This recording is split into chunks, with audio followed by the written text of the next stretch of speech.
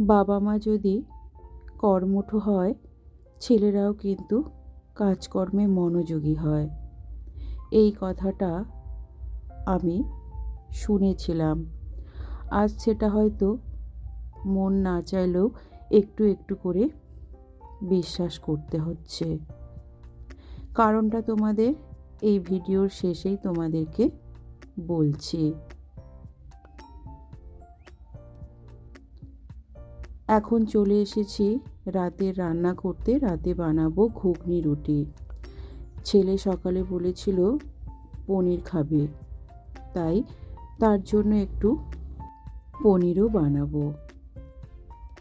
ঘুগনির জন্য মটরটা সেদ্ধ করে রেখেছিলাম, এখন আমি ঘুগনিটা বসিয়ে দিচ্ছি।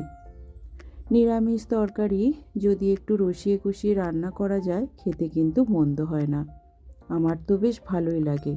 অনেকেই আছো যারা হয়তো নিরামিষ তরকারি একেবারেই খেতে পারো না, তবে একটু ধৈর্য ধরে রান্না করো, খেতে কিন্তু খুব একটা মন্দ হয় না। যাই হোক, এদিকে ঘুগনিটা আমি বসিয়ে দিলাম। আর বরমশাই একটু ঝোলওয়ালা ঘুগনি পছন্দ করে, তাই ঘুগনিতে একটু জল বেশি করেই দিলাম। ঘুগনিটা হয়ে গেছে। নামানোর আগে একটু কাসুরি মেথি ছড়িয়ে দিলাম, যেহেতু নিরামিষ ঘুগনি।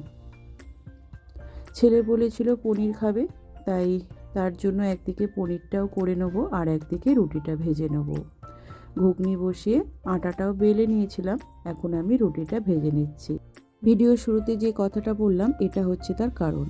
আগে একটা ভিডিওতে আমার ছেলেকে রুটি বেলতে দেখিয়েছি, আজ দেখালাম ভাজতে। যাই হোক, অনেক কথাই হলো। ভিডিওটা কেমন লাগলো জানিও। ভালো লাগলে লাইক শেয়ার সাবস্ক্রাইব করে দিও।